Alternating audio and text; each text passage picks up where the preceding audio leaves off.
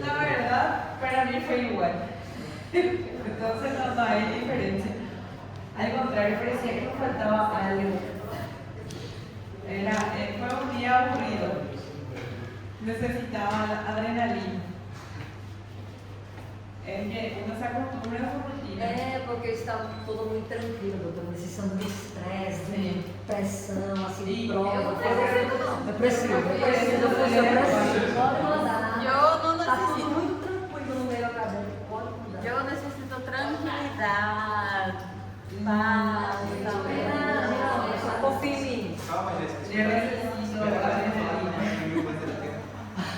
Cara, não me dá esse gatilho. Eu tenho medo disso. Bueno, hoy vamos a dar 2 clases, si se puede 3, pero yo creo que solo 2. Vamos a entrar en la parte clínica de inmunología, ¿sí? Todavía no entramos en esa parte, pero ahora que ya sabemos todo sobre células y demás cosas, vamos a ir viendo dónde exactamente actúan cada una de ellas. ¿Está bien? Estoy intentando desenredar para que no haya un ruido primero. Bueno, entonces la primera clase va a ser sobre inflamación, ¿sí?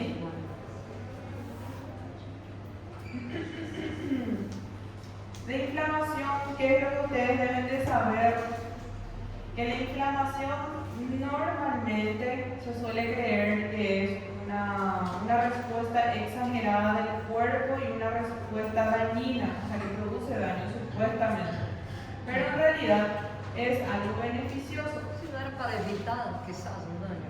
Claro, imagínate si vos no tenés dolor, ¿qué va a pasar? Te vas a lesionar, pero no te vas a dar cuenta, ¿verdad? Si vos tenés una lesión y ya pasan muchos días y vos no tenés signos inflamatorios, se va a descomponer, va a llegar a una necrosis y ahí recién te vas a dar cuenta, ¿verdad? O sea que hay su pro y su contra. ¿Por qué? Porque hay algunas patologías donde ella se hace más lenta, ¿sí? Que vamos a ir viendo. En algunos casos es muy exagerada, en algunos casos es normal y en otros también no se controla fácilmente. Entonces, vamos a ver la inflamación en general y después lentamente vamos a ir separando la inflamación aguda y inflamación crónica, ¿sí? Para que ustedes tengan una idea. ¿Qué es inflamación aguda? Inflamación aguda sería un tipo de inflamación también, pero que se diferencia con la crónica en el tiempo, ¿sí? En el tiempo es de duración, que sería unos días o una semana, ¿sí? Cuando hablamos de inflamación aguda.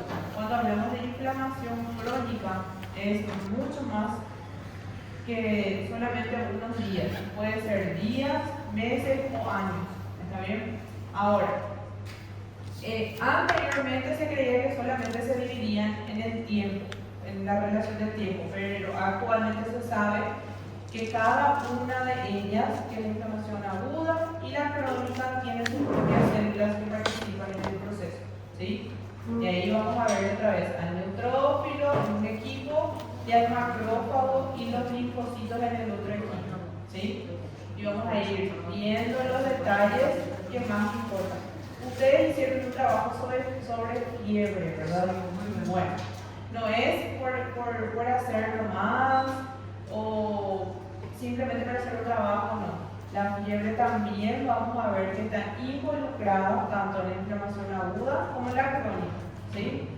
Y vamos a ir viendo quiénes participan en ellas, tipo dentro de la inflamación vamos a ver que participa la histamina, la bradicimina, que participan macrófagos, neutrófilos, linfocitos B, linfocitos T y así, pero solo que vamos a agrupar en equipos, ¿sí? Equipo 1, equipo 2. ¿Está bien? Bueno, y vamos a ver también lentamente las patologías.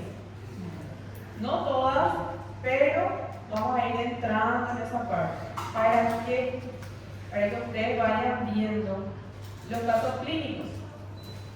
Vamos a entrar en casos clínicos. Por ejemplo, Yo les puedo poner caso clínico de inflamación, solamente inflamación, o para que ustedes especifiquen si es aguda o si es crónica.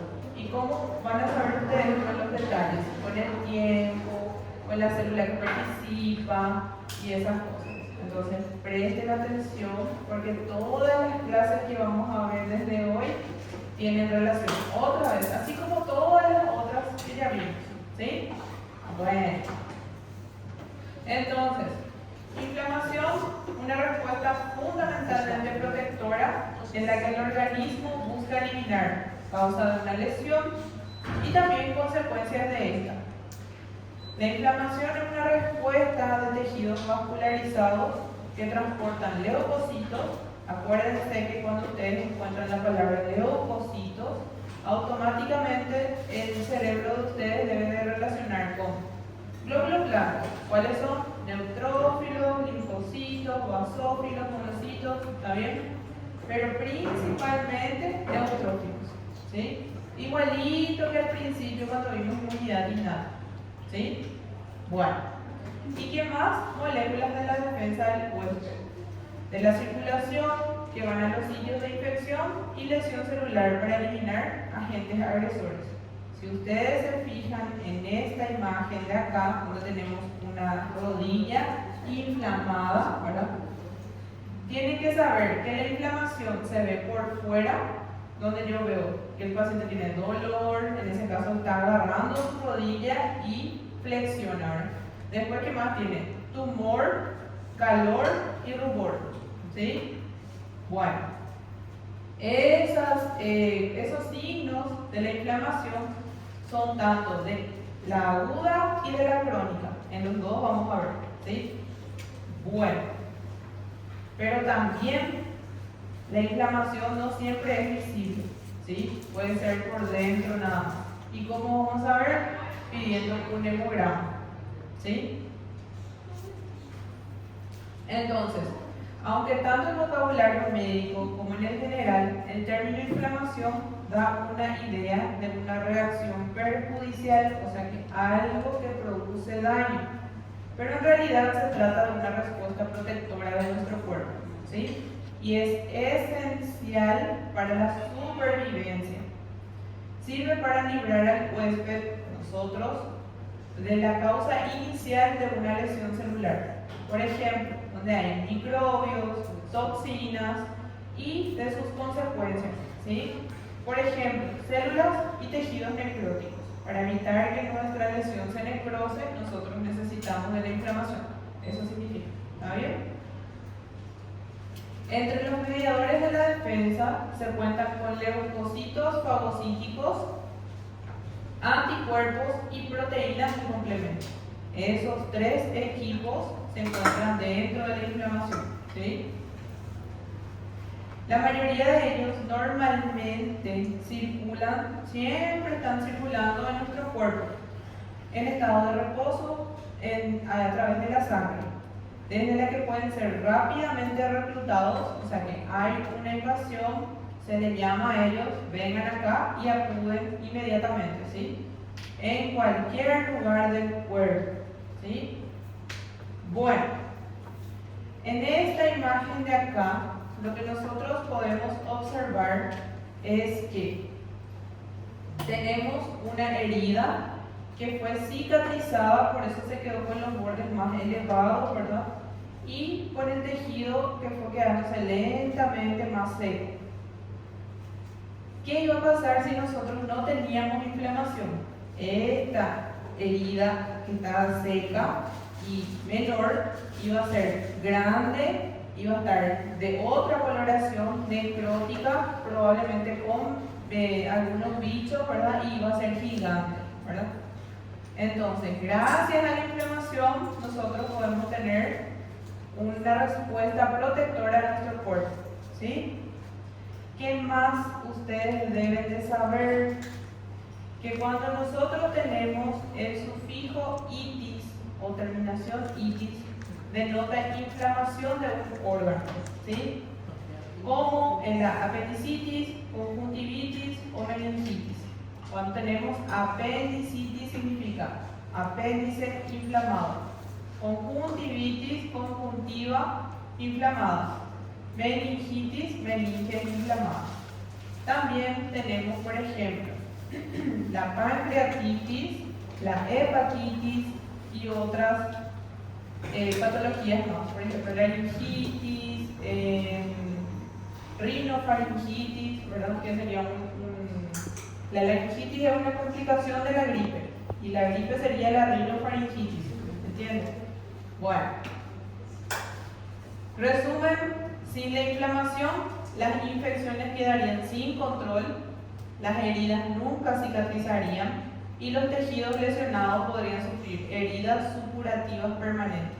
O sea que esto que está acá iba a tener un montón de líquidos que podría ser sangre, pus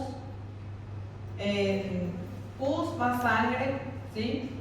Todo mezclado y iba a ser gigante. ¿Está bien?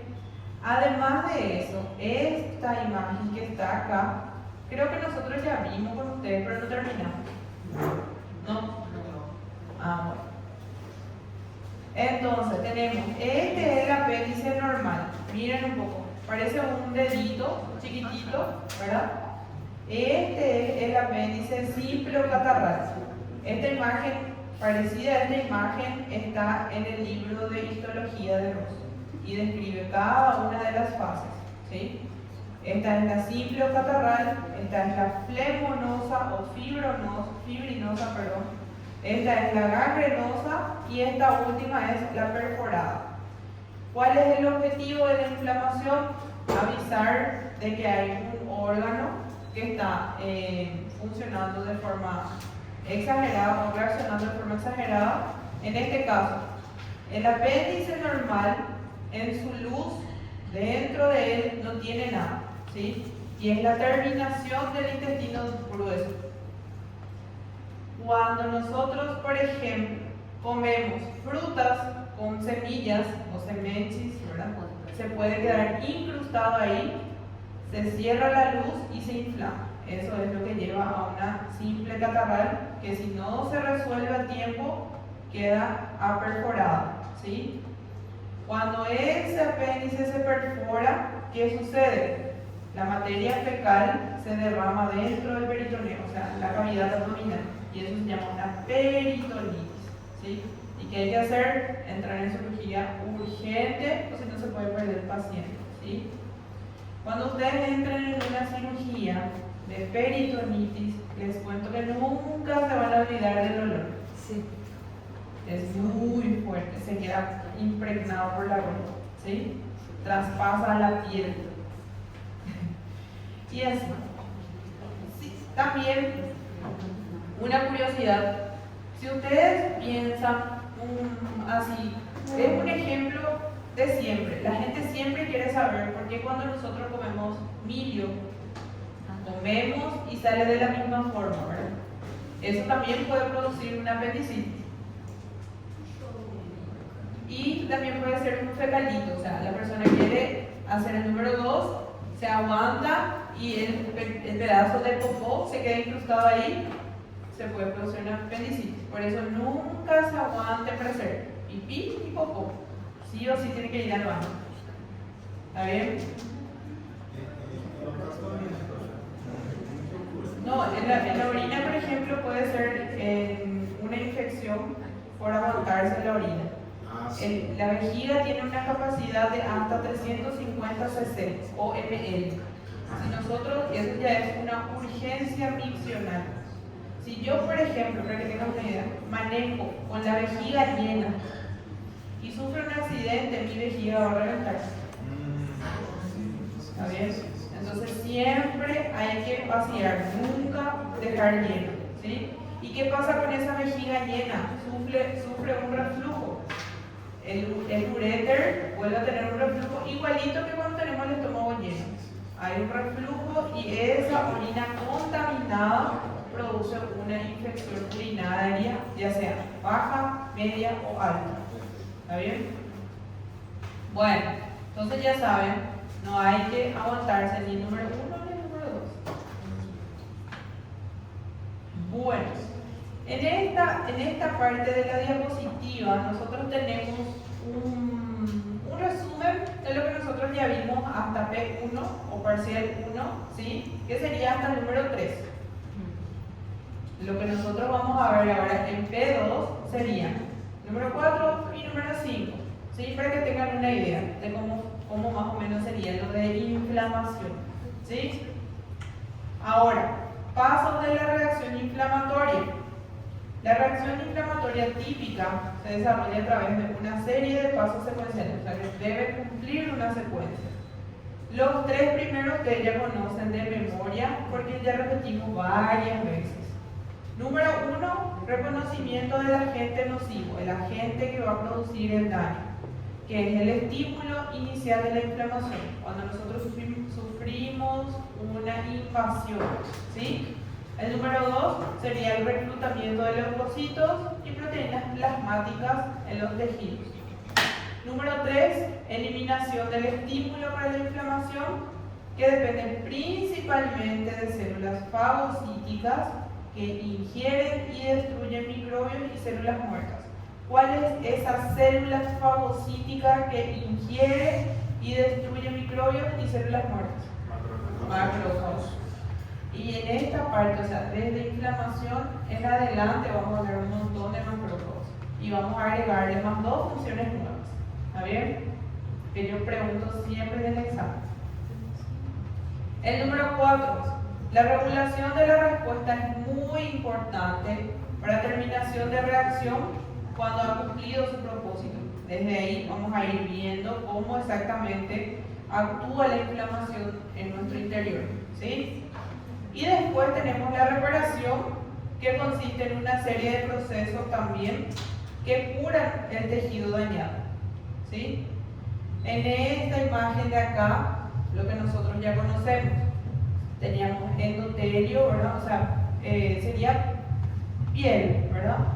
Invasión de microbios, tejido necrótico. De un lado es sano, del otro lado es dañado. ¿Quién está por debajo exactamente en el tejido conjuntivo? O sea, sí, tejido conjuntivo va a estar macrófago, célula dendrítica y mastocito, ¿verdad? Ellos son los que tienen el primer contacto con los microbios que intentan ingresar, ¿sí? ¿Y qué pasa con ellos? Son reconocidos por células centinela que están viviendo en los tejidos, que son residentes en los tejidos. ¿Qué más pasa con ellos? Estas células residentes de tejidos tienen mediadores. ¿Mediadores para qué? Para mandar una señal dentro del vaso sanguíneo y solicitar refuerzo, ¿sí? ¿Y cuáles son los mediadores? Aminas y citocinas. Ahora también vamos a ir estudiando con más detalle las citocinas, ¿sí? Bueno, estos mediadores lo que hacen es reclutar leucocitos, ¿sí? Y posteriormente, si es que hay algún tipo de cambio dentro del vaso sanguíneo, hay una vasodilatación o permeabilidad vascular aumentada, ¿sí? Dentro, esto que está acá, gente, van a ver muchísimo desde hoy. Es un vaso sanguíneo que tiene su recubierta de endotelio, ¿sí? Y dentro de él nosotros siempre vamos a tener un monocito, un neutrófilo o granulocito le llaman acá, ¿verdad? Esto es un neutrófilo, ¿sí? Después, proteínas plasmáticas de complemento y plaquetas. O sea que todas ellas van a estar recorriendo permanentemente la sangre, ¿sí? Bueno, después, ¿qué va a pasar? Si ustedes se fijan acá, esto es lo que yo les pregunté en el examen 50.000 veces de diferentes formas. El monocito dentro del torrente sanguíneo o dentro del vaso sanguíneo es monocito. Cuando pasa el tejido se convierte en macrófago. Eso es lo que yo le pregunté muchísimas veces a todas las turmas, pero de diferentes formas. Y voy a preguntar otra vez. Voy a poner. Dejen a mi cargo. ¿Qué puede pasar con este vaso sanguíneo? Puede sufrir vasodilatación, que es el trabajo de la histamina que vamos a ir viendo, para hacer que el vaso tenga una permeabilidad aumentada y se va a producir edema. Nosotros vamos a ir viendo nuevos conceptos también: edema, exudado, trasudado, pus. ¿Está bien? Es importante que sepan desde ahora la diferencia, porque van a volver a ver en fisiología, en clínica médica, en anatomía patológica, en toditas las materias. ¿Está bien? Y no se van a librar ni de histo ni de biología, igual van a seguir viendo, ¿sí? Inmuno también. Yo sé que inmuno no es tan divertido, ¿verdad? A ningún médico le gusta, pero a mí sí. ¿Y por qué me gusta? Porque es difícil, por eso. Es el libro más pequeño, pero es todo lo que tiene. Dios mío. La reparación es lo mismo que los grados de cicatrización, ¿no? Exactamente no es tan igual, pero sí tiene relación. Entra los grados de cicatrización, Sí, entra en la entra. parte de... Exactamente. Justamente acá les voy a mostrar. Miren un poco en este dibujito, nosotros vemos que hay reparación, ¿verdad? Y la reparación se da a través de, gracias a las siguientes células. Serían fibroblastos, las citocinas otra vez, que ayudan, que son mediadores y avisan que se necesita reparar un tejido, ¿verdad? También tenemos proteínas y células de la matriz extracelular. Ellas son las que producen reparación, ¿sí? ¿Está bien? Bueno. Y la profe sufre un poquito de ansiedad, entonces yo ya les dije lo que usted tiene que saber, ¿verdad? Ahí está. Exudado, trasudado y edema, ¿sí? Esas son algunas de las definiciones, ¿sí? Esta imagem de qual livro? A ver. Esa está en el ABAS. ¿Está bien? Siempre cuando es muy colorido es del ABAS. Cuando es más así, color pastel o de un solo color, es del libro más antiguo, el más pequeñito. Os livros de experiência com os dois livros. Es que yo, no sé, tengo una manía. Yo no consigo estudiar de libros digitales. Yo necesito libro. Y me gusta ese olor a nuevo. Mas raiz, né? Sí. Es de la época de antes.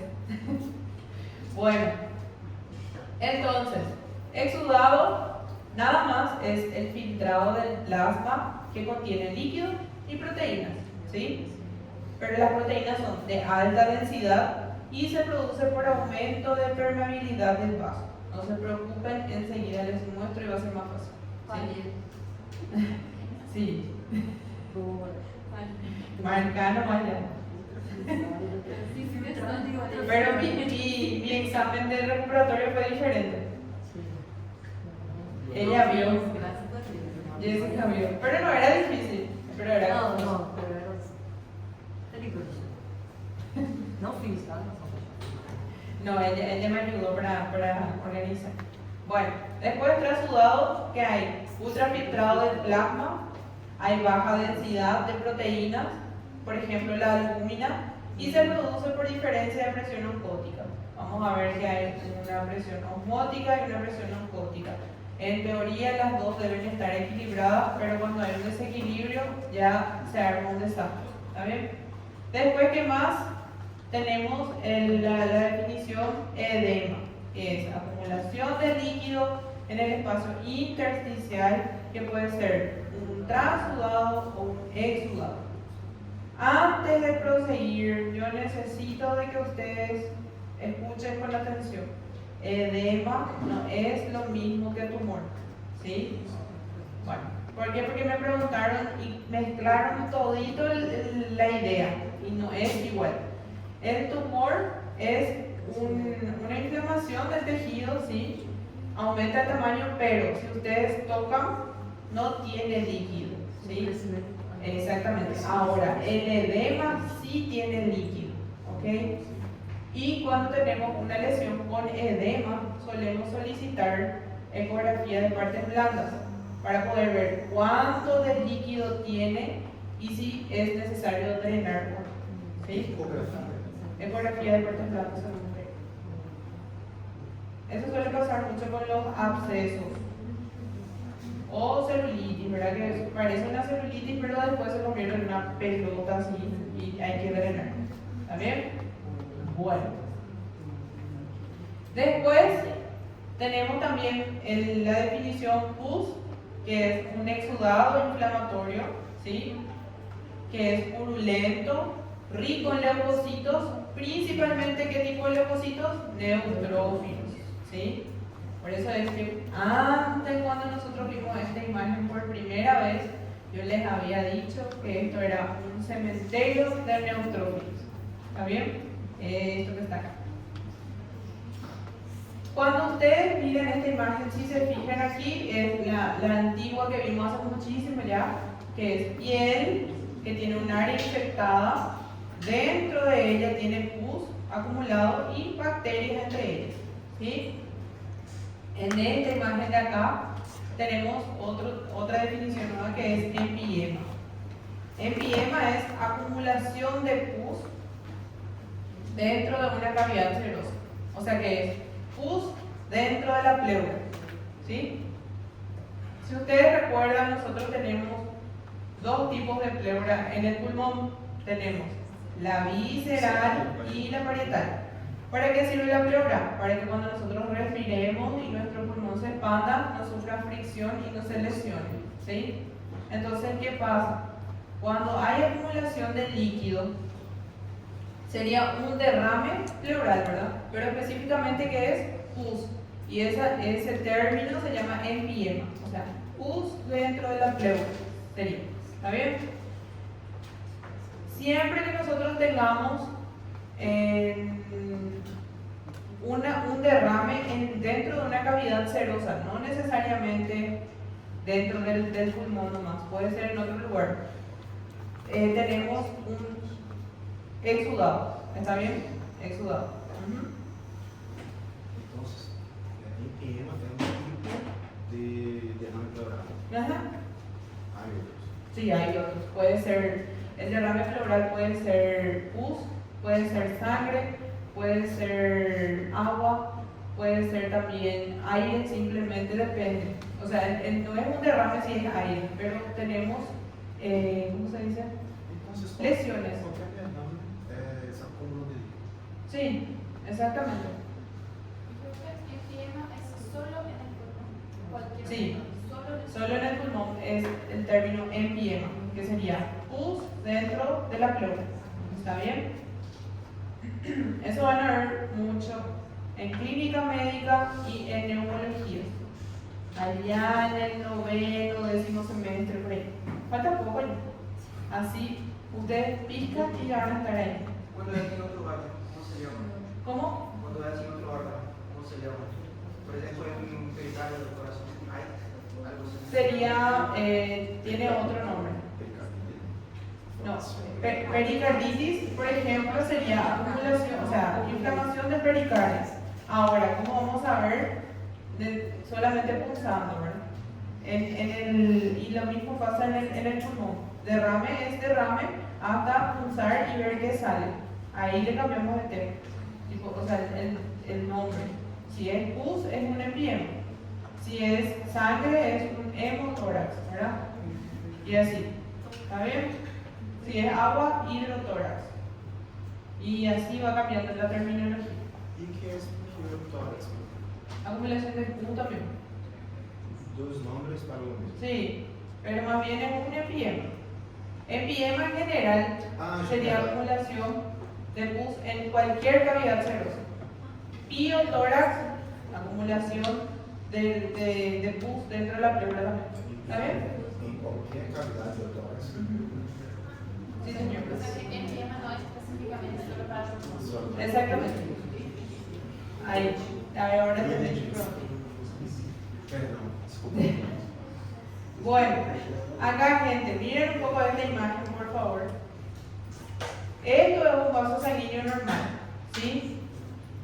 ¿Qué tenemos? O sea, nosotros por histología, conocimiento general, sabemos que en cualquier vaso sanguíneo, ya sea arteria o vena, tenemos 3 capas, ¿verdad? Desculpa, doutor. Simplemente que en la arteria es diferente, ¿por qué? Porque una de las capas es más gruesa. ¿Por qué? Porque necesita más resistencia para poder soportar la presión sanguínea, ¿verdad? Bueno. ¿Y qué pasa? Esto es un vaso sanguíneo donde tenemos el endotelio que lo está recubriendo internamente, ¿sí? Todo esto que vemos acá es endotelio. En su interior tenemos líquido y proteínas recorriendo ahí. Algunas células también, ¿sí? Dentro de este vaso sanguíneo, que es el normal, hay un equilibrio entre la presión hidrostática y la presión osmótica coloidal. Está equilibrado, no pasa nada, tranquilo, funciona, ¿sí? Sin embargo, cuando tenemos un exudado, ¿qué pasa con este vaso sanguíneo? Hay extravasación de líquidos y proteínas, que sería una fuga de líquido y de proteínas al exterior, ¿sí? Este que está en celeste es el líquido y estas pelotitas naranjas son proteínas que se escapan del vaso sanguíneo, ¿sí? ¿Y cómo ocurre eso? Gracias a una vasodilatación y éstasis, ¿sí? ¿Qué más tenemos? O sea, cómo ellas se escapan a través de los espacios interendoteliales aumentados. Básicamente lo que pasa es lo siguiente. Tenemos una lesión en un determinado sitio del cuerpo. Nuestro cuerpo, o sea que las células que ya fueron a tratar de contener y no consiguieron, mandan una señal, ¿sí? Y solicitan ayuda. ¿Y cómo van a salir las otras células circulantes? Mandando una señal de ayuda a los vasos sanguíneos, gracias a la histamina. La histamina es la que produce la vasodilatación de los vasos sanguíneos, ¿sí? Entonces aumenta la presión de la sangre y los espacios del endotelio se separan. Cuando ellos se separan, ahí puede salir líquido y las proteínas, y también más adelante vamos a ver que van a salir las células para ayudar. Qual a relação então da histamina com o óxido nítrico? Porque a gente estudou em histologia que a pressão que o sangue, o torrente sanguíneo faz na parede, estimula a produção de óxido nítrico. Sim. O óxido nítrico vai produzir a vasodilatação. Sí, junto con la histamina, los dos. Vamos a ver en inflamación aguda en breve, ¿está bien? Vamos a hablar del óxido nítrico, vamos a hablar de otro mecanismo también y que se relaciona con la histamina y la bradicinina. Y ahí vamos a complejizar un poquito más, ¿está bien? E a histamina é produzida por quê? La histamina es... Epitélio também? No, no es por el epitelio. Não me recordo. La histamina es una proteína que se produce cuando tenemos tanto en alergias como cuando se solicita Mastocitos. los mastocitos. ¿Puedo decir que producen histamina? Tá, mas tudo bem. Tiene relación. Tem relação. Tiene relación con los mastocitos. Pero vamos a llegar a eso en breve. ¿Está bien? Bueno. Básicamente, cuando nosotros tenemos un exudado, entonces es donde hay una inflamación. ¿Sí? ¿Está bien? ¿Qué pasa con el exudado? Tiene un alto contenido de proteínas que pueden contener algunos leucocitos y algunos eritrocitos también. Por eso es que cuando tenemos inflamación, la lesión se queda muy roja, porque hay acumulación de eritrocitos, ¿sí? Y también se queda caliente después. ¿Está bien? Bueno, ahora, cuando tenemos un trasudado, ¿qué es lo que pasa? Hay un desequilibrio de las presiones. La presión hidrostática está mayor y la presión osmótica está menor, ¿sí? Quem que aumenta os espaços? Es la histamina. Ella es la que produce en el caso del exudado, es la que pide para que haya una vasodilatación y un aumento de permeabilidad. ¿Está bien? Pero no es solo ella, vamos a ir viendo quién más es. Hay otras más que son culpables. Después, ¿qué pasa en este trasudado? Simplemente hay fuga de qué cosa? De líquido, ¿sí? Pasa líquido. Pero ¿qué pasa con el endotelio? Permanece junto. Solamente hay un ligero escape de líquido. ¿Qué pasa con este desequilibrio de presiones? Bueno, tenemos una presión hidrostática aumentada cuando hay una obstrucción del flujo venoso, por ejemplo, en una insuficiencia cardíaca congestiva. Esto de insuficiencia cardíaca congestiva, ustedes van a estudiar mejor en fisiología, pero básicamente se relaciona con lo siguiente. Cuando nosotros estudiamos circulación mayor y menor, si ustedes recuerdan, la circulación mayor estaba relacionada con las arterias, ¿verdad? Y la circulación menor con las venas. En este caso habla de una insuficiencia cardíaca congestiva en cuanto al flujo venoso, ¿sí? Cuando nosotros teníamos circulación mayor, entonces era arterias. Nosotros vamos a tener un problema con las venas, ¿sí? Y va a ser se divide en general en insuficiencia cardíaca izquierda y derecha. Cuando tenemos una insuficiencia cardíaca derecha, lo que pasa es lo siguiente, es como si fuera que nuestro cuerpo se convierte en una esponja. De abajo para arriba se queda con edema, acumulación de líquido, ¿sí? Y esto es, el trasudado es lo que ocurre ahí. Hay un aumento del líquido, ¿sí? Porque hay una obstrucción del flujo venoso. La vena manda sangre para arriba, pero muy lentamente. Entonces el paciente sufre de edema, ¿sí? Y suele tener una insuficiencia cardíaca congestiva. ¿Por qué se produce eso? Porque tiene hipertensión hace mucho tiempo, porque es obeso y no se trata, tiene una mala alimentación y un montón de cosas, ¿sí? Si era, solo para conocer así, conocimiento general, si era en el caso de la insuficiencia cardíaca congestiva izquierda, mi paciente iba a tener edema, pero no tanto, porque la relación iba a ser más arterial, ¿sí? ¿Qué es lo que va a tener mi paciente? Cianosis. ¿Por qué? Porque va a haber menos cantidad de oxígeno y mi paciente se va a quedar azul.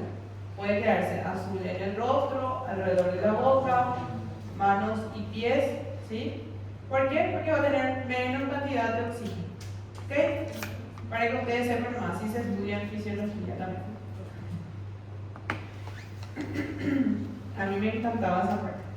Só para chequear, então vocês trasudado é uma acumulação de líquido, consequentemente obstrução de flujo venoso. Sí. Y no vai haver, diferente del otro, no va a haber una acumulación muy grande de proteínas. Entonces. Exactamente. Solo líquido. ¿Y el otro también acumulación de leucocitos? ¿Y el exudado o no necesariamente? No, no necesariamente. Solo proteínas. En esta imagen de acá muestra que hay solo líquido, ¿verdad? Pero hay otra imagen donde muestra que sí salen proteínas, pero poquitito en comparación a la anterior. Okay. ¿Sí? Entonces les voy a mostrar, esperen, y ahí agreguen nomás ya. ¿Sí? Bueno, entonces lo que yo les voy a preguntar en el examen es lo siguiente. En cuanto al exudado y trasudado, ¿cuál está relacionado con la inflamación? Exudado. ¿Cuál tiene mayor cantidad de proteínas? Exudado. Pero ¿cuál tiene, cuál es un edema? Los dos. Los dos son edemas. ¿Está bien? No se olviden que... Bueno, también tienen que saber que la inflamación tiene propiedades fundamentales. Tiene componentes de la respuesta inflamatoria que son principales participantes de la reacción inflamatoria en tejidos, que son los vasos sanguíneos y los leucocitos. ¿Está bien? Ahí vamos a ver, cuando veamos inflamación aguda, vamos a ver con detalles todo lo que me preguntó Alex. Todavía no vamos a llegar ahí. Pero un poquito más complejo, ¿sí? Después tenemos también consecuencias nocivas de la inflamación, donde las reacciones inflamatorias de protección frente a infecciones van a menudo acompañadas de daño de tejido local y se asocian a signos y síntomas. Por ejemplo, dolor y deterioro funcional. Eso sería en el caso de que yo tenga una inflamación, pero de largo tiempo ya, ¿sí? Cuando tenemos consecuencias nocivas de la inflamación. Ahí vamos a tener dolor de mucho tiempo y deterioro funcional. ¿Qué significa eso? Supongamos que mi paciente sufre de inflamación y también tiene un trasudado permanente, o sea, un edema permanente, ¿verdad? De mucho tiempo, toma remedio y no mejora. Por ese edema puede tener un dolor crónico ya en la pierna, por ejemplo, ¿sí? Entonces por eso ya tiene un deterioro funcional. Ya no consigue caminar correctamente por el dolor que le produce el edema, ¿sí? Eso pasa con los pacientes que tienen insuficiencia cardíaca. Siempre se van a dar cuenta que sufren de dificultad respiratoria, las venas de su cuello están enormes y también sus piernas así son gigantes, no consiguen caminar normal, caminan así como un pingüino. Pero no es a propósito, es por el peso que tiene.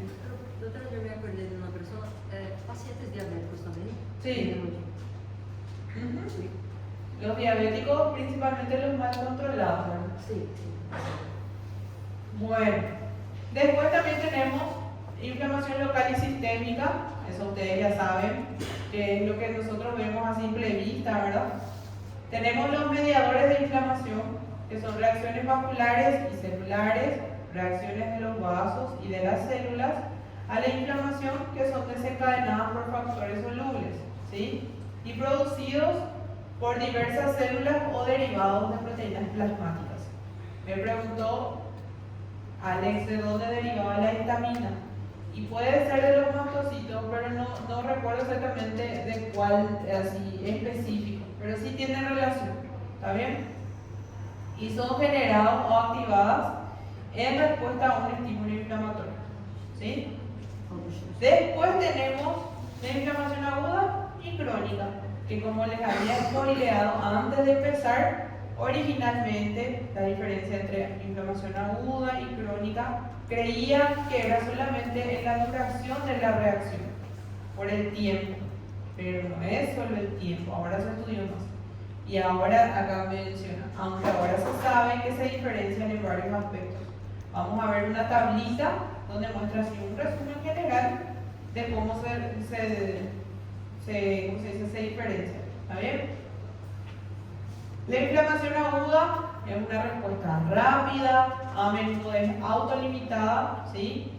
O sea, no puede hacer muchas cosas, significa eso, frente a algunos agentes agresores que se eliminan con facilidad, como muchas bacterias y hongos y algunas células muertas, ¿sí? Habitualmente aparece en minutos u horas y su duración es corta, de unas horas a unos pocos días. Se caracteriza por el exudado de líquido y proteínas plasmáticas que producen edema y por migración de leucocitos que son predominantemente neutrófilos. Entonces, ¿con quién yo voy a relacionar la inflamación aguda? Con los neutrófilos. ¿Está bien? Si el estímulo agresor se elimina, si alguien que intentó invadir se consigue eliminar, la reacción remite, o sea, termina, y la lesión es reparada. ¿Está bien? En la inflamación aguda, ahí se puede controlar todo, se puede reparar, ¿sí? En la inflamación crónica, puede suceder a la aguda, significa, puede ser después de la aguda o ser una inflamación crónica solita. Por eso dice, puede suceder a la aguda o desarrollarse de nuevo, ¿sí? O de nuevo. Es una respuesta frente a agentes difíciles de eliminar o erradicar, como ciertas bacterias, por ejemplo, bacilos tuberculosos y otros patógenos como virus y hongos. Principalmente los hongos. Los hongos son muy difíciles de eliminar. El tratamiento es mínimo 14 días. Si el paciente compra todos sus remedios y se coloca como tiene que colocarse. O si no, 21, 30 días, 2 meses y así sucesivamente. Es muy difícil de eliminar, de verdad. Y la tuberculosis también. La tuberculosis queda permaneciendo en un ambiente cerrado, por eso los pacientes tuberculosos deben de airear su ambiente, tener ventanas grandes, si es que van a vivir todos juntos. ¿Por qué? Porque si uno está con el vacilo activado y el otro está controlado, el que está controlado puede volver a activarse por culpa del otro, ¿entiendes? O sea, puede resurgir. Bueno. Pero la inflamación aguda también puede actuar contra bacterias también y otros. Sí. Pero entonces la diferencia yo sé que no es solo el tiempo. Pero ¿cuál sería? Y el tipo de bacteria. o típico. Mais resistente, mais resistente não, mas...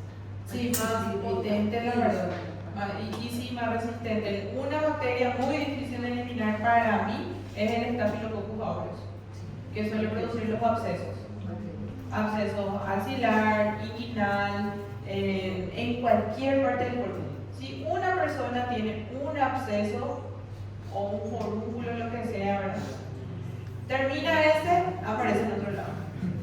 Termina ese, vuelve a aparecer. Y nunca termina. Tiene que hacer un tratamiento con un infectólogo, que también es prolongado. Por eso no termina. Y si una persona en la familia es portadora de la bacteria, puede contagiar a las demás. Tiene que ser en familia el tratamiento, de verdad. Es muy difícil de eliminar. Cuando nosotros recibimos pacientes en pediatría con ese tipo de lesión, infelizmente suele aparecer motivo número 1, el paciente no se baña siempre. Se baña una vez al día, una vez al día o qué sé yo. No vive luego con sus padres y se baña en una semana 5 veces. Poco es. El niño tiene que bañarse 3 veces al día, en un día, a la mañana, a la tarde y a la noche. Y así, ahí empieza todo. Y después preguntando, ¿y vos tenés, señora? Sí, a mí también siempre me sale. Entonces nunca se va a curar ese niño. Tiene que hacer un tratamiento muy largo. ¿Y qué pasa? Queda mucho tiempo internado. En media, 10 días. Ese es el mínimo.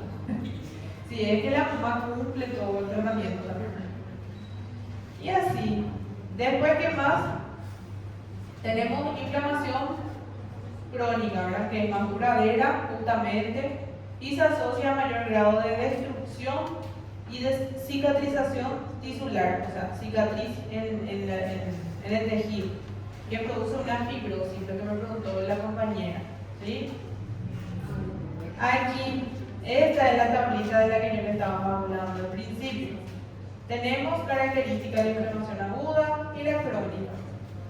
La característica en cuanto al inicio, la aguda es más rápida y dura unos minutos u horas, ¿sí? La crónica es más lenta, en días, ¿sí? El infiltrado celular de la aguda es principalmente neutrófilo, no se olviden que no voy a preguntar. Y la crónica puede tener monocitos, que son macrófagos también, ¿verdad? Y linfocitos en general. La lesión tisular de la aguda es generalmente leve y se puede curar solo. Tiene también resolución espontánea, ¿sí? De la crónica, a menudo es grave y es progresivo, ¿sí? Los signos locales y sistémicos son pronunciados en la aguda y en la crónica son menores. Más para adelante, ¿vamos a tener una clase de infección? ¿Solo? No. Entonces, porque, por ejemplo, si en la inflamación aguda yo tengo una característica que es por ejemplo, el epiema, ¿cierto? Y el epiema es pus. Sí. Y el pus es la verdad como si fuera un producto, el resultado de la fagocitosis de los macrófagos, ¿cierto? Los macrófagos fagocitan las bacterias y este producto forma el pus. Entonces, ¿yo no debería tener macrófago en la infección aguda también? No. Ahí participa el neutrófilo, es el que fagocita, no es el macrófago. ¿Está bien? En la crónica es una mover a los macrófagos realizando fagocitosis y también a los linfocitos T y B. Principalmente linfocitos TCD4. Pero en este caso, ¿por qué los neutrófilos que fagocitan y no los macrófagos? En este caso sería por el tiempo en el que viven los neutrófilos en la sangre también. Por el tiempo de vida. Vamos a ir estudiando el tiempo de las células, también no son iguales. Y porque hay solo macrófagos y los neutrófilos en la inflamación crónica, porque los neutrófilos viven menos y no consiguen lidiar con los patógenos que son difíciles de eliminar. ¿Está bien? Y vamos a ver también que los monocitos viven menos otra vez que los macrófagos. Cada uno tiene su tiempo de vida, igualito que la inmunoglobulina. Por eso le dije a Alex que vamos a ir complejizando más. O sea que ahora es una intro general, pero después vamos a ver los detalles, ¿sí? Y ahí tienen que prestar muchísima atención. ¿Por qué? Porque vamos a ver que el macrófago no es que está circulando ahí en la sangre y sale nomás. Él recibe una señal y tiene un procesamiento. Hay una marginación de neutrófilos, o sea, se les llama un grupo de soldados. Los eritrocitos se desplazan y ellos aparecen y reciben una señal de que deben de salir afuera para poder ayudar. Porque para mí también sería como si fuera una de las principales diferencias entre inflamación e infección. De que la inflamación no hay pus y la infección sí hay. Sí, pero ahí, o sea, que en realidad, cuando vos tenés una inflamación, ya podés tener una infección. Solamente que hay una infección que se puede curar sola, sin tomar ningún remedio, pero hay otra que sí tenés que tomar remedio, sí o sí. O si no, no se controla ese patógeno. Sí. ¿Está bien? Es que me complicó la parte de tener macrófago en la infección crónica, la inflamación crónica. Para Sí. mí, cuando tiene macrófago ya sería infección y no inflamación. Justamente, cuando nosotros vimos inmunidad innata, parecía que los dos siempre estaban juntos, ¿verdad? Pero ahora vamos a ir viendo que no es precisamente de esa forma. ¿Está bien? O sea que podemos decir que la inmunidad innata es muy parecida a la inflamación aguda, pero no es igual. ¿Está bien? En cuanto a su respuesta es parecida, ¿sí? Y el tiempo también. Y la aguda siempre responde de la misma forma a todos los patógenos, pero su tiempo es más corto y tiene una respuesta igual para todos, igual que la aguda. ¿Está bien? Bueno, ahora sí, lo que realmente me encanta y que siempre llega a la guardia: de 10 pacientes, por lo menos 2 sí o sí tienen alguna de estas cosas. Les voy a mostrar que, por ejemplo,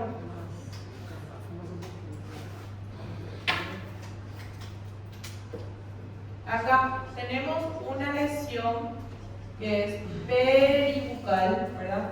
Por fuera de la boca. Esta lesión es como una costra gigante.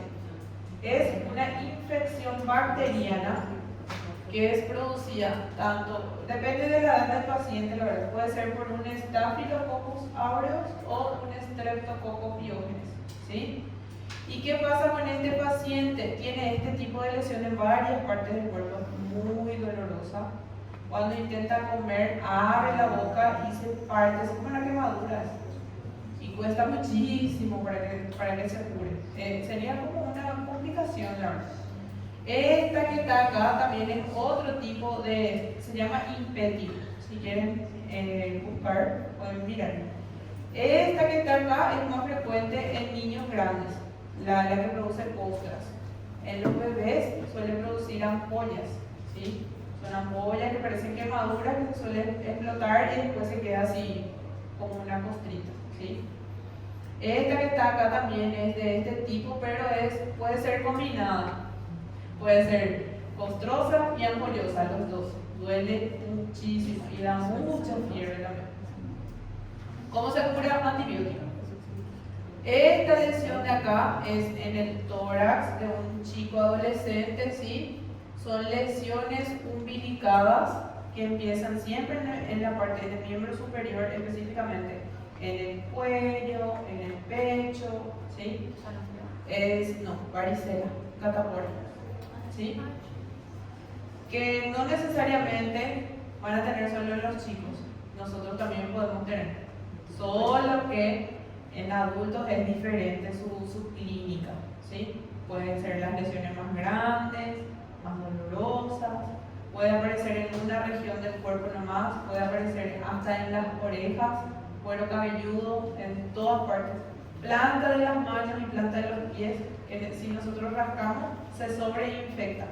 O sea, entra otro bichito más y ahí tenés que internarte.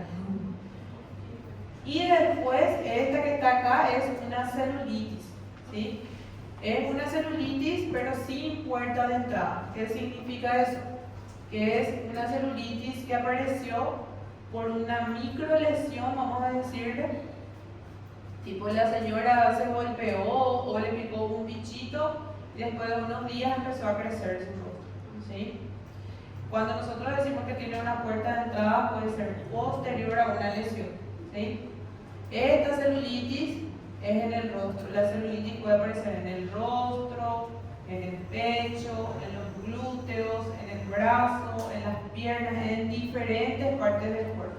Y a cualquier edad, desde un bebé pequeño hasta un adulto mayor, ¿sí? ¿Por qué se produce? También por bacterias, ¿sí? La catapora es por un virus, ¿sí? Es contagioso principalmente en las personas que no están vacunadas. Bueno, estudiaron vacunas, ¿verdad? Porque ese tema del capítulo 15 probablemente va a ser después del segundo parcial, para la final ya. Pero yo voy a preguntar, ¿está bien? ¿Vamos a dar clases? Sí, vamos a dar clases, pero igual vayan leyendo, ¿sí? Esta lesión de acá es a través de hongos, micosis entre los dedos del pie, interdigital pero del pie, ¿verdad? ¿Cómo se produce? Usando el calzado de una persona contaminada, usando media de una persona contaminada, toallas contaminadas, y es muy difícil que se cure también. ¿Cómo es la lesión? Es como si fuera una herida así abierta. No suele ser dolorosa, pero si es muchas lesiones sí duelen, ¿sí? ¿Y cómo prolifera? Cuando es un lugar húmedo, ahí empieza a esparcirse mucho más, ¿sí? Ya vi, pero no suele tener olor, pero sí luce muy feo y es muy contagioso. Por falta de higienización. ¿Es contagioso? Sí, muy contagioso, ¿sí? ¿Cómo se cura? Tienen que lavar sus toallas, si usan toallas para pies, de forma separada a la ropa del cuerpo, ¿verdad? Porque se puede contagiar a otro lugar. Tienen que colocar en el sol, porque a los hongos no les gusta el sol. Tienen que poner al sol y usar cremas tópicas, o sea, colocar, pero siempre es un dedo para cada espacio, ¿verdad? No es el mismo dedo para todo, ¿está bien? Usted tiene que saber para enseñarle a sus pacientes. El paciente hace todo al revés. ¿No vieron ese episodio de House donde le preguntó cómo se ponía su bombilla? Y la señora se ponía como un perfume. ¿Sí? Le juro. Y entonces por eso, pregunten, ¿cómo usas? Mostrame. Y ahí pedirle que abra la crema y que ponga por su dedo y te muestre, ¿sí? Porque si no, nunca se va a curar. Siempre va a venir por la misma cosa. Y ustedes van a decir, ya viene otra vez el paciente. Y después van a jugar entre ustedes para ver quién la atiende. Bueno, después también que tenemos parásitos. Los parásitos pueden ser en el intestino delgado, en el intestino grueso, puede ser del estómago, puede ser también del hígado, ¿sí?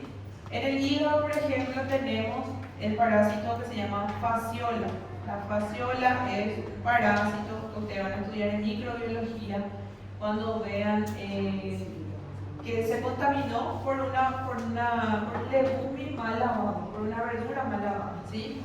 En el intestino delgado, y ahí hay un montón.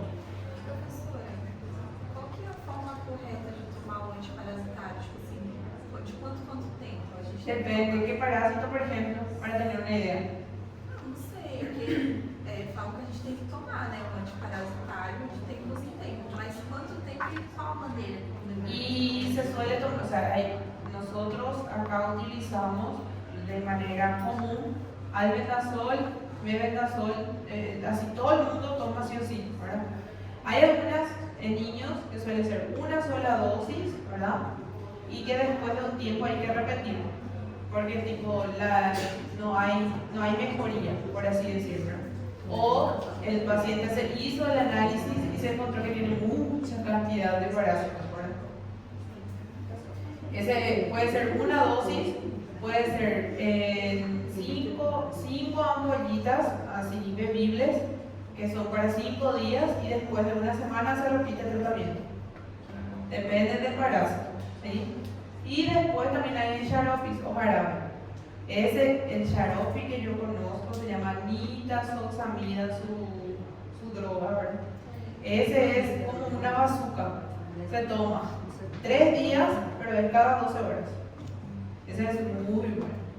Pero depende de la edad de tu paciente para pasar también. A los niños se le da un tipo de antiparasitario desde los 2 años y hay otro que se puede pasar desde los 1 en adelante. ¿Sí? Todos tienen su edad. Por eso te pregunté en qué contexto sería. No geral, assim, mais amplo, assim, para fazer a manutenção, doutora, assim, volta pro Brasil, você quer fazer uma linha. Hay una sola que puede tomar. Para quem Chamar na rua. exatamente. Quien come sushi, ¿verdad? Então, a amiga minha come bastante. Y bueno, yo por ejemplo ya tomé nitazoxamida, que es un comprimido, misma cosa. Hay Xaropi para niños, comprimido para adultos. El de adultos de 500 miligramos se toma cada 12 horas, perdón. Y son 3 días más. Solo 3 días de tratamiento. ¿Está bien? Y si es otro tipo de parásitos, por ejemplo, larva migrans cutánea, que es ese que aparece en la arena de la playa, ¿verdad? O en los niños que se van a jugar en el parque y aparecen en las manos, en la nalga o en los pies. Ese tiene que tomar ivermectina, por ejemplo, pero depende de la edad del paciente también. ¿Está bien? Sí, ese mismo. Ese mismo. Y después está también, acá en Paraguay son frecuentes 3 tipos de parásitos. Hay uno que se llama Ascaris lumbricoides y suele ser frecuente en niños, ¿verdad? También hay en adultos. ¿Y qué pasa con ese vermi? Sale por la boca, por la nariz, por atrás, puede salir por el oído también, por cualquier orificio. Y puede ser vomitado también por el paciente. A mí yo ya vi 2 casos, uno que salió en el pañal del bebé, del niño, y otro que el niño vomitaba vermis. ¿Sí? Es de este mismo tipo, así se ve como un macarrón. Y después también hay Oxidius, se llama Oxidius, es un parásito pequeñito que produce cosera donde no entra el sol, ¿verdad? Y la persona todo el tiempo está así. O los niños, ¿verdad? ¿Y qué pasa? ¿Cómo diagnosticamos? Primero tenemos sospecha. Después el paciente llega a tu consultorio y le pedís que se acueste boca abajo, separa las nalgas, ¿verdad? Con guante, obviamente. Sí, y coloquen una fita ahí alrededor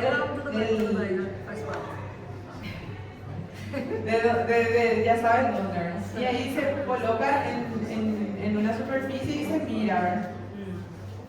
Ah, sí, estoy entendiendo. Ajá. Y ese es el método diagnóstico de verdad. Existe, es real. Por ejemplo, el tratamiento por pastilla o Pastilla. que no hay como. Porque este es un paciente de una doctora que yo conozco que llegó en adulto, llegó y le dijo a la doctora, ¿sabes qué? Yo tengo molestias de este tipo.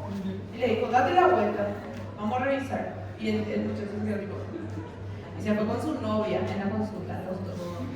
Y le dijo, ¿querés que ella se quede o que se vaya? Y le dijo, ¿y que se quede? Bueno.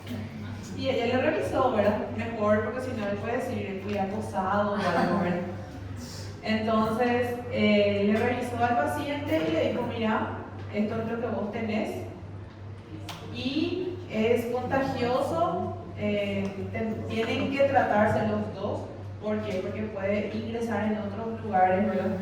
Y hay que hacer un tratamiento en general. Lavar correctamente las sábanas, cortarse las uñas, principalmente los niños, y hacer tratamiento con pastillas, ¿verdad? Ese es real, de verdad. Parece algo así que no existe, pero sí, de verdad existe. Bueno, y después el otro caso, no sé si ustedes ya vieron en Doctor House, donde una señora entró convulsionando y ellos buscaban los focos de la convulsión y no había, no era hereditario, no era patológico así, tipo no tenía ningún otro lugar. ¿Y qué pasó con esta paciente? Tenía huevos de cisticercosis en el muslo, ese huevito se rompió, llegó a la meninge y la paciente convulsionaba. ¿Y dónde se encuentra el cisticercos? En la carne de porco, de chancho mal cocida. ¿Qué es chancho? Chancho, porco, carne de porco. ¿En serio? Sí, yo nunca más comí porco después de eso. De verdad, cuando ustedes vean, ahí vamos a ver qué tal, después me cuentan. Sí, sí. Sí, duele, es desesperante.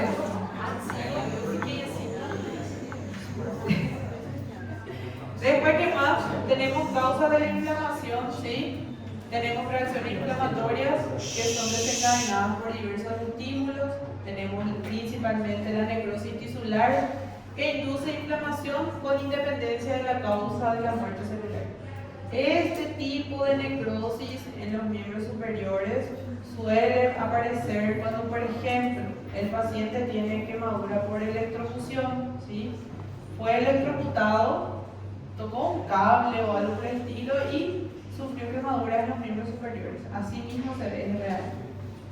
Este tipo de lesión, por ejemplo, ustedes pueden ver en un paciente que entró, o sea, fue expuesto a hielo, ¿verdad? O sea, se quemó con el hielo, por ejemplo. Puede ser un paciente con un pie diabético, puede ser también un paciente con una exposición a químicos. Hay un químico que se llama ácido muriático, si no me equivoco, que es para limpiar el piso. Yo ya vi un paciente que se le ocurrió, yo no sé qué él estaba pensando, probablemente no pensó, ¿verdad? Primero no diluyó su ácido. Segundo, estaba limpiando con chinelo, zapatillas, y se quemó todo su piso. Y también con... Se fue a parar en la urgencia. ¿Pero perdió? No perdió. ¿Qué acontece? Su zapatilla se perdió. Ah, no, ok, Eso sí, pero el pie por suerte llegó a tiempo, por eso quedó una quemadura. Porque también con uso de drogas vasoactivas en miembros periféricos. ¿Cómo? Uso de drogas vasoactivas en acceso periférico.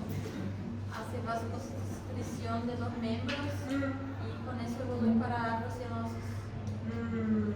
¿Qué tipo de droga, por ejemplo? Dame una idea, para imaginarme. Noradrenalina. También puede ser, pero... Yo ya vi acontecer. ¿Y eso, o sea, en qué contexto fue? ¿Fue un paciente que usaba...? No, un paciente en una emergencia, Ah, en la tuvo emergencia. paro, Ya. después volvió, Sí, puede ser. puso noradrenalina por mucho tiempo. ¿Cuánto tiempo, o sea, cuántos años tenía tu paciente? ¿Era mayor? Sí, tenía 104 años. Sí, pero puede pasar. Porque puede ser que la cantidad de medicación ya era mucha para su cuerpo, ¿verdad? Entonces, de alguna forma Y pasó que estaba con las manos enfachadas para ejercer y todavía no tiraban para ver y se necrosó los dedos de las manos y de los pies. Qué dolor. Ya. En caso de queimada, además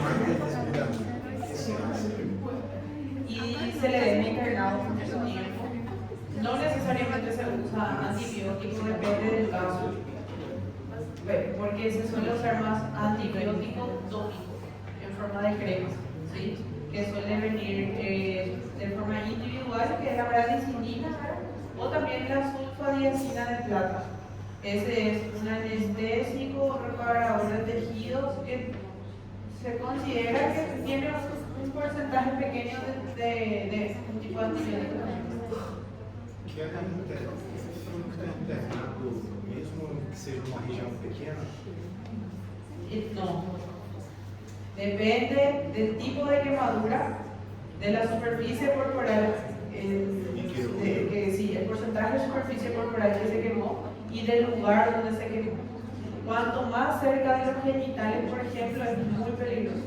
Cuanto más cerca de la cabeza también, ¿sí? En el pecho, ¿Por qué más cerca de los genitales? porque hay más riesgo de que se propague o se infecte, sí. Sí. Entonces siempre hay un cálculo que se hace para controlar cuánto superficie corporal tu paciente dio. ¿Por qué tenés que hacer ese cálculo? Para poder hidratar y reponer lo que tu paciente. Ese es el manejo de la quemadura. Hidratación, ¿sí? Después analgesia, sí o sí, y control, ¿verdad? Si es necesario debridar, se debrida, o si no, no. Sí, ese es el procedimiento. Sí, hay que debridar, o si no, avanza, ¿sí? En el caso del paciente diabético, por ejemplo, ¿cuál es el problema? El paciente diabético, pobrecito, pierde los nervios periféricos, entonces ya no tiene sensibilidad, ¿sí? Entonces se necrosa, o sea, cuando se da cuenta que tiene una lesión ya es demasiado tarde, así suele llegar, ¿sí? ¿Y qué pasa? Ellos se enojan con nosotros porque nosotros les indicamos que sería bueno hacer una radiografía, interconsulta con el cirujano, ¿verdad? ¿Por qué se hace la radiografía? Porque esta necrosis puede evolucionar a una infección interna, o sea que se produce pus, pero dentro, no es visible por fuera. ¿Qué pasa con esa pus? Puede llegar a los huesos. Y cuando llega a los huesos puede ser una artritis séptica o puede ser una osteomielitis, que sería pus dentro de los huesos. Entonces hay que cortar y sacar lo que está ¿cómo se dice? Con pus, y ahí dejar que cicatrice otra vez, si no, eso no se cicatriza, simplemente avanza, sin control. Não há tratamento entonces para pus dentro de los huesos. Hay, pero es largo, y si es un paciente diabético, nosotros sabemos que va a ser más difícil, sí. Además, nuestro paciente diabético suele ser inmunodeprimido también, ¿verdad? Y vos le dejas mucho tiempo internado y puedes agarrar cualquier cosa. ¿Está bien? Entonces es difícil convencer al paciente, curar al paciente y así. Yo tuve muchos pacientes diabéticos y la mayoría terminó en amputación, la verdad. Bueno, después, causa de la inflamación, ¿qué más podría ser? Además de los que nosotros ya vimos, que pueden ser parásitos, bacterias, virus, hongos, pueden ser cuerpos extraños. Que por ejemplo, una espina que entró en mi dedo, en la palma de mi mano, o si yo estaba barriendo con la escoba, se quedó una astilla. Eso también puede ser un causante de inflamación. En este caso, acá tenemos una lesión detrás de la oreja retroauricular, ¿sí? Que normalmente suele llegar en la urgencia, pero suele ser, por ejemplo, posterior a una sutura.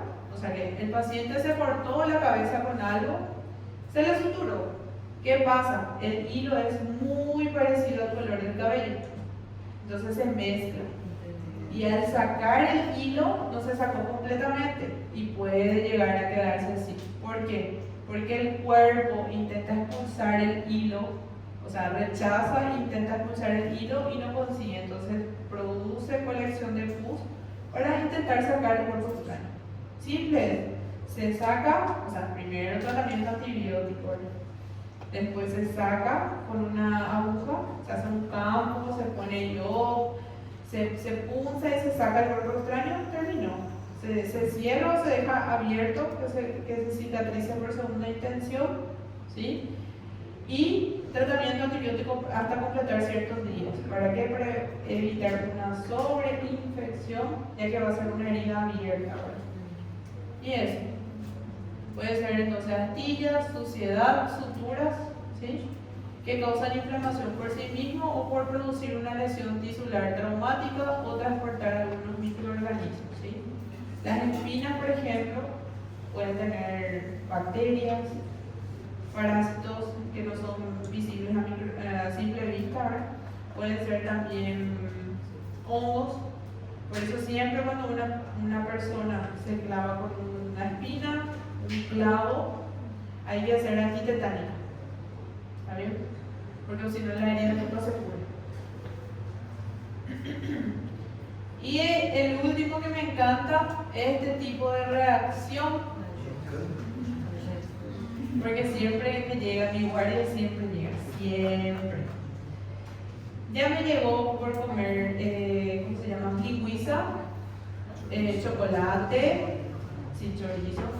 También por comer ketchup, camarón no vi todavía en la vida real, pero también por algunos medicamentos, post vacuna, picadura de insectos también, así puede dejar al paciente. Le pica una hormiga, pero el paciente es muy alérgico. ¡Tarán! Por que o estresse também causa isso? A mí me pasó por estrés esto por 3 meses. Me hice todos los estudios que te puedas imaginar. De sangre, de no sé qué, ese test de alergia acá, todo el brazo rojo así. Yo me quedé con paranoia ahora porque ya supe a qué era alérgica y a qué no. Hice una dieta durante 3 meses de la alimentación, evitar chocolates, chorizos, condimentos rojos, tomate, locote, cerveza, vino, carne, todo. Comió o quê?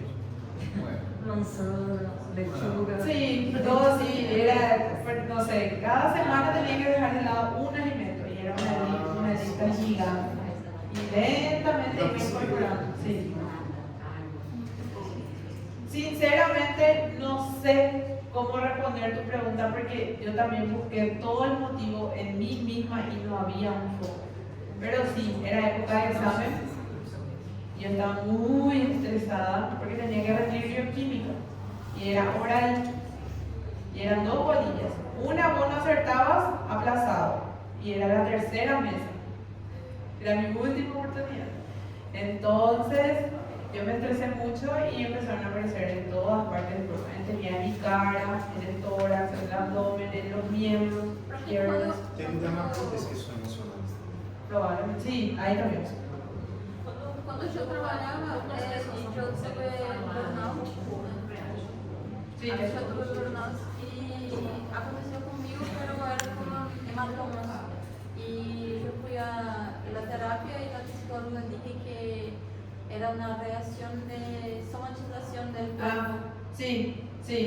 Yo encontré un libro, o sea, a mí me encantan los libros, no solo de medicina. Yo leo un montón de cualquier cosa y encontré un libro donde decía que nosotros tenemos más pacientes, pero no por enfermedad precisamente, sino que por falta de manejo de emociones que termina en somatización, ya sea no comer, reacciones en el cuerpo, con un montón de Estrés alto, el nivel de cortisol y baja inmunidad. Porque la psicóloga me dijo. Y después el psiquiatra confirmó también que podría ser O sea que es real. somatización. Como por ejemplo, yo no hacía terapia y entonces dije que podría ser una somatización. Mi cuerpo estaba acumulando estrés y como que estaba pasando para la piel, pasando como que se estuviese explodiendo de emociones así mi cuerpo. Y fue cuando empecé la terapia. A mí, por ejemplo, me cambió por poco no tenía que bañarme con agua mineral.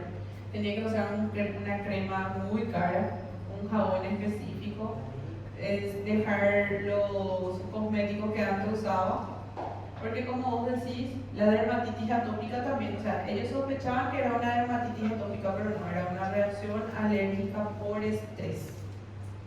Y es real, horrible.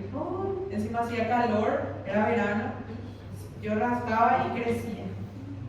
Yo no podía dormir. Porque a grande diferença é que dermatite ela é mais no sítio específico. Exactamente, la A dermatitis es... manifestação dela na média é mais difícil. Eso es mucho. Yo el año pasado, ¿verdad? Me dijeron que tenía dermatitis atópica. Y puse en mi mano, ¿verdad? Y me molestaba. Y yo hice una consulta con esa de que era alérgica, ¿verdad? Supuestamente. Un montón de cosas salieron, tipo, yo no puedo hacer más nada con eso. O sea, deja de vivir nomás, más fácil. Y ahí, cierto, era demasiado. Todo tiene que dejar. Cosmético, nada. Fruta, nada. Joyas, Joya, todo. sí, suficiente. Y ahí yo dije, no, yo me rehuso a pensar que estoy alérgica a eso, ¿verdad? Y ahí yo me di cuenta que no era una alergia, no era que yo comía o usaba, era alergia por estrés. Tipo, siempre que yo entraba en época de examen, mis manos se llenaban, solo esta mano, justo una parte de mi mano. Siempre me han llenado de pelotita. Era una hiperhidrosis. Sí, y ahí yo dije, no era alérgica a nada, no era Sí, deshidratación, una hiperhidrosis, exceso de sudor, ¿no? Que produce pelotitas. Que si vos explotás, empeora. Sí, así exactamente, sí era. No, no estoy alérgica a todo eso. Yo voy a seguir comiendo todo lo que se me antojó. A mí me pasó con el chocolate, gente. Yo no podía comer chocolate, pero sí como. Nadie me va a decir qué hacer. O sea, no como en la cantidad que comía antes de que me pase esto, ¿verdad? Pero igual como. Cuando es chocolate 90%, yo como un pedacito y empieza a quedarse todo rojo. Pero creo que tipo lo que Cuando es muy concentrado. me dijeron que tenía que dejar de comer era tipo poroto, arroz, lo básico que un ser humano usa para vivir. Sí, cierto es. ¿Cierto? No podía A mí me hicieron piña. Jamás pude comer piña en mi vida. No, yo no consigo comer piña, me pica todo mi lengua. Ajá. En fin, hay muchas cosas que van a ir descubriendo. Y los médicos somos los peores pacientes.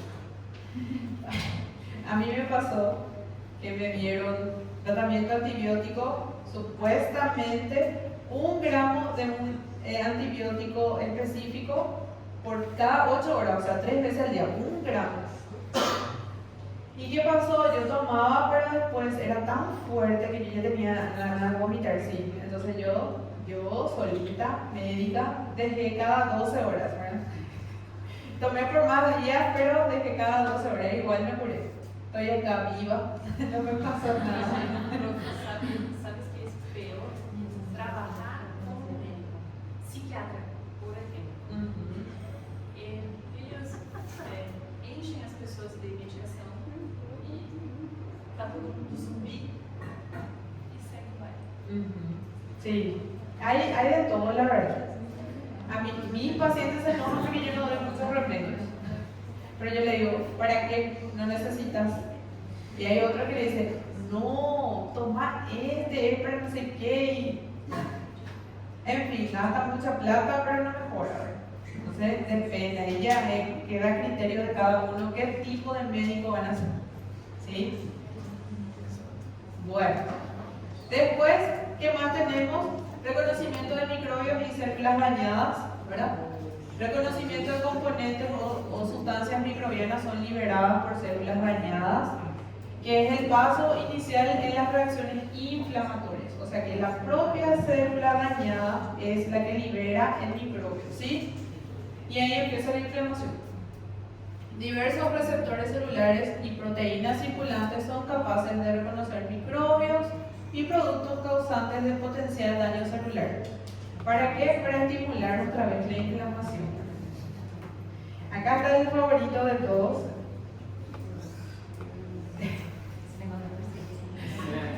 Que vamos a ver otra vez. Te tengo una muy mala noticia, pero le vamos a volver a ver en inflamación. Por suerte solamente a 2 de ellos. ¿Está bien? Bueno, entonces tenemos los receptores microbianos de células. Las células expresan receptores en su membrana plasmática para microorganismos extracelulares y los endosomas. Si ustedes recuerdan, cuando nosotros vimos el mecanismo de histocompatibilidad, nosotros vimos que muchos microorganismos son tipo presentado a la célula en el MHC2, ¿verdad? MHC2, y ¿para qué? Para posteriormente eliminarlo. Y también teníamos el otro ejemplo donde la célula misma, o sea, donde el microorganismo entraba dentro de la célula, pero la célula se tomaba las atribuciones de presentarle al linfocito T antes de que el linfocito T le elimine completamente, ¿verdad? Cuando hablamos de endosomas, es simplemente ese proceso donde el MHC2, por ejemplo, era el que le metía al microbio dentro de la célula, ¿sí? ¿Está bien? Entonces, el endosoma es una vesícula que le envuelve al microbio y posteriormente le elimina, ¿sí? Les voy a mostrar otra vez dónde vamos a ver exactamente eso, ¿sí? Solamente para recordar. ¿Por qué? Porque después ustedes van a leer solos y no sé si van a recordarse o no, pero para que puedan relacionar, ¿sí? El mejor tipificado de tales receptores pertenece a la familia de los receptores tipo TOL o TLR. Este TLR, recuerden que uno era transmembrana y otro era intracelular, ¿sí? Solo eso. Después vamos a ir viendo qué es lo que hacen exactamente. Profe, pero ese es cuál? El transmembrana. Sí. En realidad no explicó exactamente, o sea, en esta parte no explica exactamente si es transmembrana o intracelular, pero cada uno tiene su función, ¿sí? Ahora, le menciona al NOD. El NOD nada más es el único intracelular que yo pregunté también, ¿verdad? El único era el NOD, pero no era el TLR. Y ahí lo que se equivocaron algunos, ¿verdad? ¿Qué es lo que hace él? Tiene sensor de lesión celular, ¿sí? Todas las células tienen receptores citosólicos como el NOD o el LR. En un grupo yo pedí cita tipo de receptores y son 4. Y me pusieron LR, NOD. O si no me pusieron NOD, NLR y PRR. Y NLR es lo mismo que NOD. ¿Entienden? Eran lo mismo pero con otro nombre. ¿Qué yo hice? Le puse nomás ya bien. Igual le acepté. ¿Por qué? Porque no fue muy específico cuando yo les mostré, ¿verdad? Pero ahora ya saben que si yo les pido tipo de receptor, no, también se llama NLR. Ese fue en el recuperatorio del grupo J. ¿Y puedo preguntar? Sí, puedo preguntar también. Profe, el NOD entonces son específicos intracelulares. Ajá, sí. Pero Son de- exclusivamente intracelulares. ¿De ¿Ya? bacterias o virus? No es enfocado en eso. Acá, miren un poco. Estos son los NOD.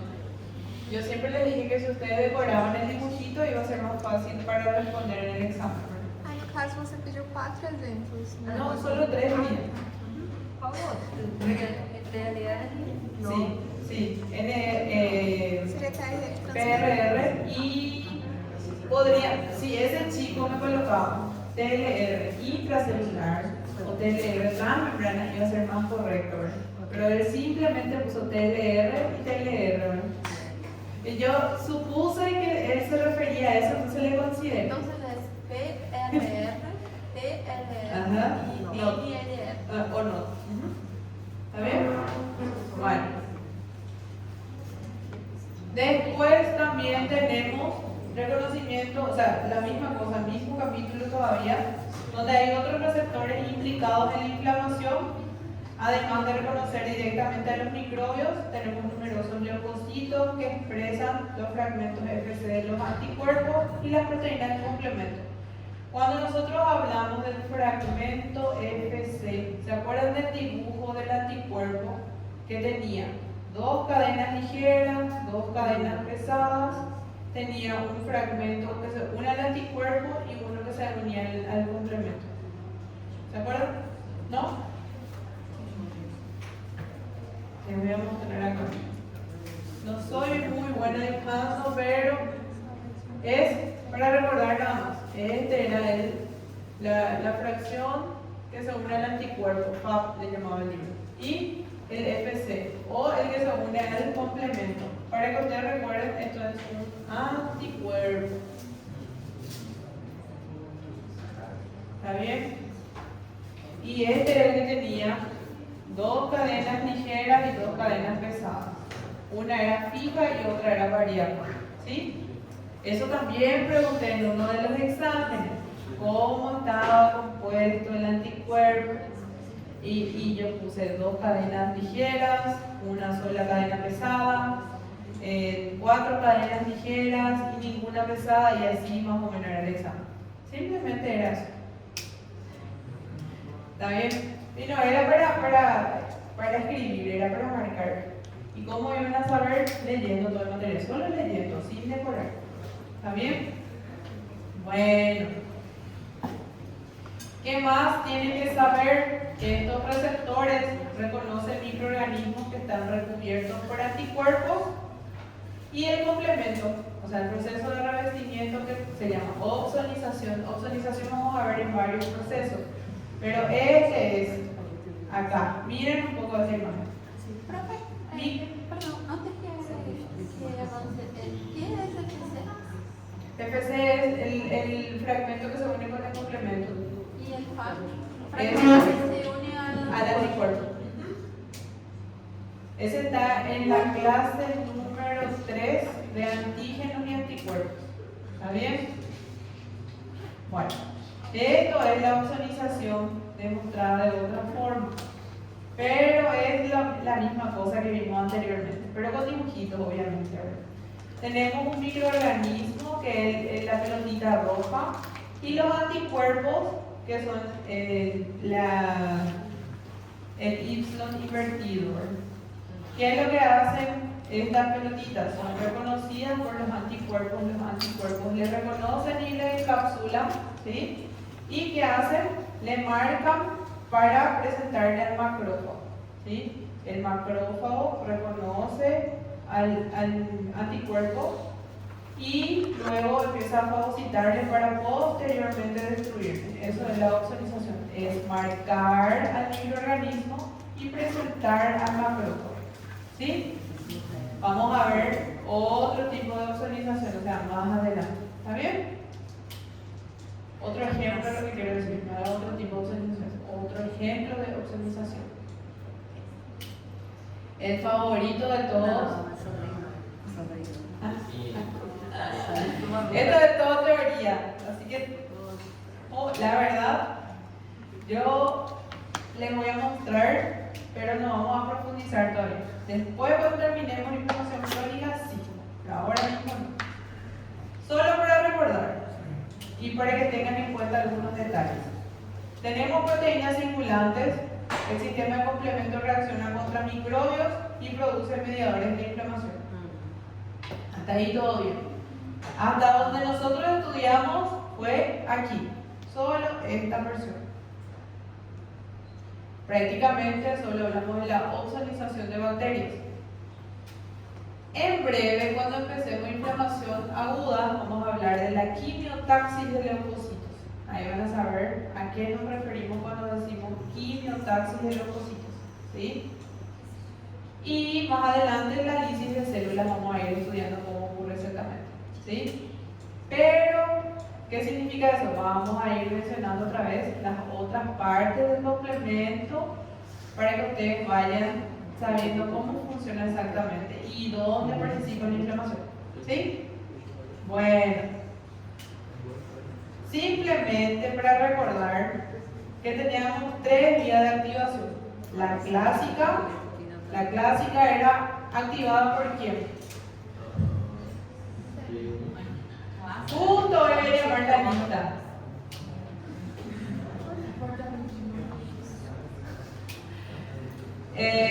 La clásica era Activada por quién? Complejo antígeno anticuerpo, específicamente por IgM e IgG. ¿Sí? Eso es lo que yo pregunté en el examen también. No era de ustedes, no sé de qué grupo era, ese ya no me recuerdo. Pero pregunté y me pusieron falso, solo IgG, falso, solo IgM. Y eran los dos, ¿sí? O sea, era verdadero la respuesta. Bueno, ¿dónde está eso? Enseguida les muestro. La lectina es activada por gérmenes y vía alternativa o properdina, es la que tiene dos nombres, ¿verdad? Esa también es activada por gérmenes. ¿Está bien? Entonces, sistema de complemento, conjunto de proteínas que ustedes ya conocen, circulan inactivas y se activan en una cascada ante presencia de patógenos. Los patógenos son todo lo que nos pueden enfermar a nosotros, ¿sí? Y que nos están invadiendo. El sistema de complemento consta de suero y proteínas de superficie celular que interactúan entre sí. O sea, una le activa a la otra y hay una respuesta, ¿sí? Y otras moléculas del sistema inmunitario también participan acá. De una forma regulada, porque si esto no tiene un control se va a destruir un montón de cosas. En vez de regular, va a haber una destrucción. Y eso es lo que vamos a ir estudiando. ¿Está bien? O sea, vamos a subir de nivel. ¿Y para qué sirve esto? Para generar productos y eliminar microbios. Entonces, antes de adentrar más profundamente, recuerden, vía clásica activada por complejo, antígeno, anticuerpo, IgG e IgM. Vía de la lectina activada por gérmenes. Vía alternativa activada por gérmenes. ¿Sí? Bueno. Funciones principales del sistema de complemento, ustedes ya conocen también. Esto pregunté. Cita funciones del complemento. Implica proteólisis secuencial de proteínas para generar complejos enzimáticos, varios productos escindidos, o sea, cortados, por ejemplo, C3A y C3B, ¿verdad? Después, que tienen actividad biológica, se unen de forma covalente a superficies microbianas, a anticuerpos unidos a microbios y a otros antígenos. La activación del complemento inhibe proteínas reguladoras, porque si, como les dije, si no tiene un control destruye todo lo que hay, ¿sí? ¿Y dónde están estas proteínas reguladoras? En las células normales del hospedador que faltan en los microbios, ¿sí? O sea, nuestro propio cuerpo es activado por estos microbios, pero él otra vez le inactiva para controlar. ¿Está bien? Vía de activación, vía clásica, se inicia cuando el complejo IgG o IgM se une a antígenos, activando C1. C1 es una proteína que tiene 3 bracitos, es como un trípode, imagínense un trípode, que tiene C1Q, C1R, C1S, lo que genera la convertasa C3 que produce otra vez esta proteína, C4B2B. En la vía clásica se activan los anticuerpos IgM e IgG unidos a antígenos. Entonces, ¿qué es lo que yo pregunté en el examen? ¿Cuáles son las inmunoglobulinas que se relacionan con el sistema de complemento? Eso está también en la parte donde habla del sistema de complemento y donde habla de inmunoglobulinas. Entonces, ¿cuál era la respuesta? IgM e IgG. ¿Sí? ¿Cuál es la inmunoglobulina que no se relaciona con el complemento? Y dice luego así, IgA. Está así bien descrito. Entonces, miren bien sus materiales, ¿sí? De ahí nomás salió la pregunta. Vía de las lectinas. La vía de la lectina es una de las vías que está relacionada con azúcares, específicamente con manosa, ¿sí? ¿Dónde dice eso? Es activada por lectinas plasmáticas que se unen a glúcidos. Glúcidos son azúcares, ¿sí? Situados en superficie de microbios, iniciada por unión de lectina ligadora manosa. Manosa es un tipo de azúcar. Manosa, fructosa, sacarosa son azúcares, ¿sí? o picolinas a carbohidratos en superficie de los patógenos, activando proteasas y generando misma convertasa en la vía clásica. ¿Cuál es el acontecimiento central? Lo que ustedes ya conocen, que C3 convertasa excinde o corta o parte o fragmenta a C3. En C3A, C3B. Eso es lo que dice acá, en todo este texto. ¿Sí? Y la vía alternativa activa en superficies microbianas sin anticuerpos, ocurre espontáneamente o mediante unión directa a C3B del patógeno. Se estabiliza con properdina. Ella es su cable a tierra, ¿sí? Entonces, properdina estabiliza la vía alternativa, ¿sí? Y genera una convertasa alternativa que es la que vamos a ir estudiando, que es la C5 convertasa, que produce la misma cosa que C3, una C5A, C5B. Y ahí vamos a ver cómo ocurren las demás reacciones. ¿Está bien? Entonces, lentamente. Para la gente que no vino hoy en la clase, déjenle que lean todo eso. Pero nosotros no necesitamos saber. Entonces, omitir este ley. Este dibujito también. Solo van a mirar este escrito que está acá. ¿Sí? Entonces, sus compañeros no vinieron hoy. Ustedes, depende del corazón de ustedes. Si ustedes le quieren ayudar, si ustedes no le dejen que lean todo. ¿Está bien? Entonces, la vía alternativa de activación del complemento da lugar a proteólisis, o sea, ruptura de C3 y unión estable de su producto de C3B a la superficie microbiana. ¿Para qué? Para producir oxonización. Eso es lo que dice. ¿Está bien? Funciones efectoras. Gente, tenemos oxonización que produce ¿quién? C3B. ¿Sí? La misma cosa que ya vimos antes, es repetitivo nomás. Tienen que saber sí. ¿Qué es lo que hace ella? Facilita fagocitosis por parte de macrófagos y neutrófilos. Marca los patógenos para eliminarles. Eso es más. Inflamación, marcaje de patógenos para facilitar la fagocitosis, como fragmentos de C3A y C5A. Actúan como anáfilotoxinas, promoviendo quimiotaxis y activación celular. Lisis, formación del complejo de ataque de membrana o MAC, complejo de ataque de membrana. Eso es lo que nosotros vamos a ir estudiando cuando volvamos a ver el sistema de complemento, pero en su totalidad. ¿Sí? ¿Y qué es lo que hace MAC? Provoca destrucción celular formado por C5B9 que perfora la membrana de los patógenos causándole la muerte. ¿Sí? ¿Dónde está este cartelito de acá? ¿En dónde se encuentra esta imagen? ¿En cuál libro? En el pie. Este es el Abas, pero el viejito. Es el Abas viejito, así mismo. Porque el Abas nuevo tiene un color un poquito más fuerte, ¿sí? El que yo les pasé en PDF, ¿sí? Bueno, porque es importante que miren esto, porque acá están los conceptos claves que deben de manejar, ¿sí? O sea, es un resumen otra vez de lo que ustedes tienen que saber sí o sí al terminar esta lectura en el libro. ¿Está bien? Bueno. No sé qué hora es, pero les veo muy cansados. ¿Están bien? ¿O seguimos más? Porque yo siento que ustedes me escuchan, pero su mente está en otro lado. O sea que yo estoy hablando nomás.